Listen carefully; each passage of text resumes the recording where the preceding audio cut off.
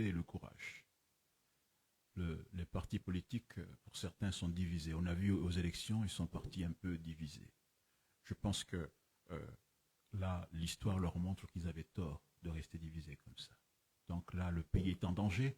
Il faut qu'ils viennent au secours du pays.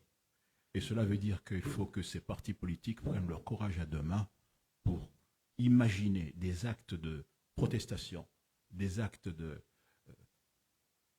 mobilisation de la population pour que la population puisse enfin sortir de sa léthargie et qu'elle refuse de continuer à se faire écraser par la dictature. Donc d'abord l'unité. Alors ici aussi, dans la diaspora, on est toujours présent, on est toujours actif pour aider ceux qui sont là-bas. C'est un peu notre rôle. Nous les encourageons, nous manifestons. Et malgré le fait que certaines fois, il n'y ait pas beaucoup de manifestants, mais nous sommes là. Nous refusons de nous taire. Et cela, il faut que cela continue. Mais il faut que ce que nous faisons soit accompagné d'actes au pays. Que les hommes politiques, que les personnalités politiques prennent enfin leur courage à deux mains, encore une fois.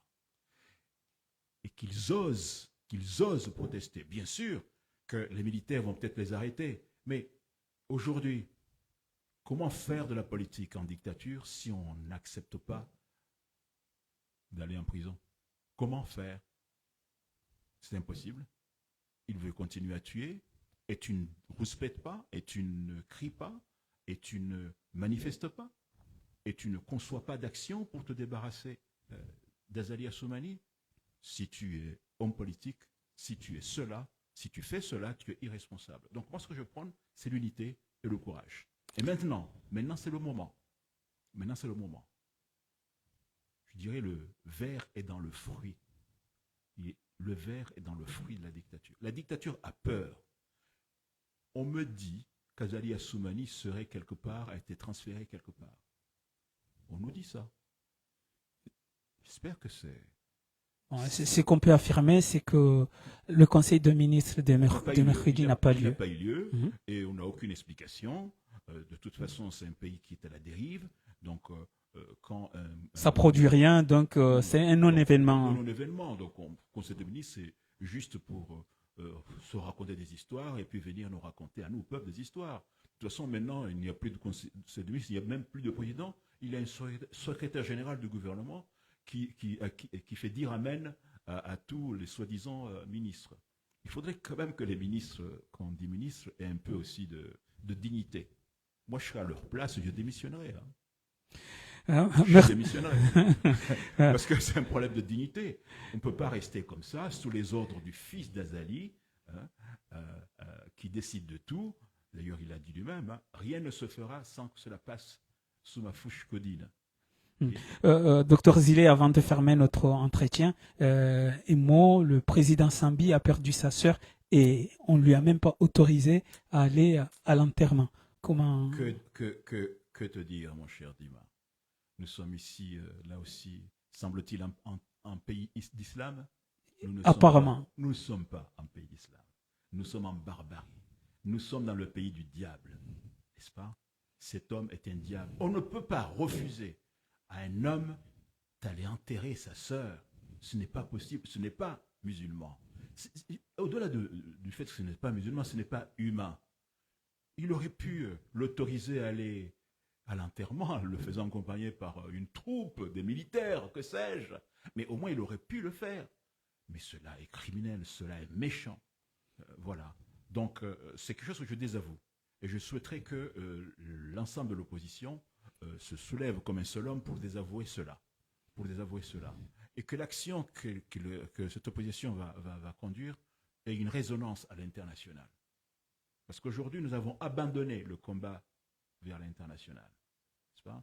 Notre diplomatie, du moins du côté de l'opposition, est au repos. C'est regrettable. Parce qu'aujourd'hui, le combat peut se mener en interne, mais aussi en externe. Et comme dit ma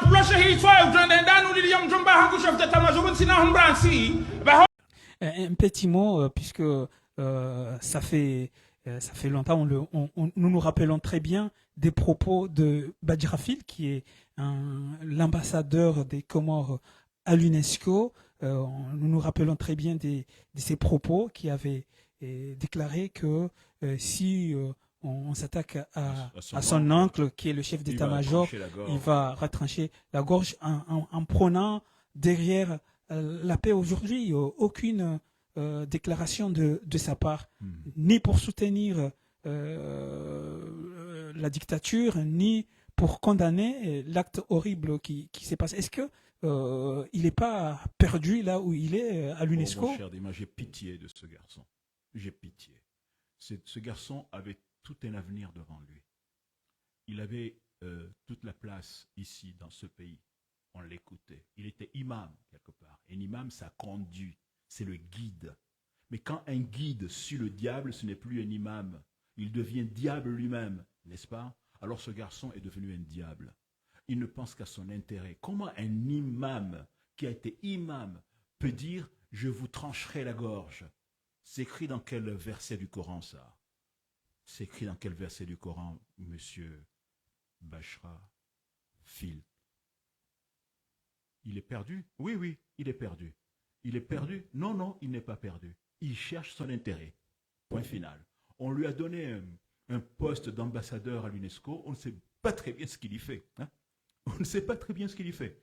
On n'a aucune communication sur ce qu'il fait. On n'a aucun résultat de ce qu'il fait. Non, il va poser son joli corps, hein, quelque part sur un fauteuil, parler à qui veut l'entendre, à qui veut l'écouter, mais les Comores ne tirent aucun bénéfice de sa position. Est-ce que ce meurtre, à l'UNESCO, ce meurtre, Dr Zile, et puis on va arrêter là, n'implique pas direct ou indirectement son oncle qui est le chef d'état-major? Ça, c'est même une palissade, bien entendu. Il est le chef d'état-major, donc il est au-dessus de tout. Au-dessus du chef d'état-major, il y a Azali. Je disais que c'est Azali le premier coupable. Mais bien entendu, il y a toute la chaîne de commandement derrière Azali. Et je suis sûr que Lukman n'aurait pas fait faire ce qui est arrivé à notre enfant Fanou si Youssouf Djihad n'avait pas donné son accord. Ça se passe comme ça.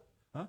Chef, est-ce qu'on peut le découper? Oui, oui, tu peux le découper. Voilà comment ça se passe. Chef, est-ce qu'on peut le torturer? Oui, tu peux le torturer. Voilà comment ça se passe. Chef, est-ce qu'on peut lui casser la tête? Oui, tu peux lui casser la tête. Voilà comment ça se passe. Voilà. Et c'est comme ça dans une dictature. Il y a le grand ordonnateur qui est Azali, et en dessous, il y a la chaîne des commandements. La chaîne d'exécution qui fait le sale boulot. Et parmi ceux qui font le sale boulot, il y a Youssouf Djihad. Et parmi ceux qui font le sale boulot, il y a tous ceux qui sont sous Youssouf Djihad. Mais je suis persuadé que si ça avait été un militaire ou un gendarme, un jeune comme Fanou, qui aurait découpé ce jeune homme, je pense que ce jeune homme, si c'est un jeune homme, si ce n'est pas Lukman lui-même, si c'est un jeune homme, il doit le regretter amèrement. Parce que quand il va rentrer chez lui, quand il va se regarder devant la glace, il va se dire, et si c'était moi? Et si c'était moi? Parce que peut-être que moi, demain, je vais en avoir tellement marre que je vais me révolter comme ce jeune homme-là et que je vais commettre un acte irréparable, quitte à mettre ma vie en péril. Parce que le système Azali en est arrivé à ce point où les jeunes sont prêts à mettre leur vie en péril pour qu'enfin l'avenir des autres soit meilleur. C'est comme ça que cela s'est passé en Tunisie. C'est souvent comme ça que cela se passe dans les dictatures. Il y a toujours un homme, parfois jeune, parfois vieux, mais il y a toujours un homme qui dit « ça suffit. Je vais mourir, j'accepte de mourir, mais ma mort va servir à quelque chose. » Voilà.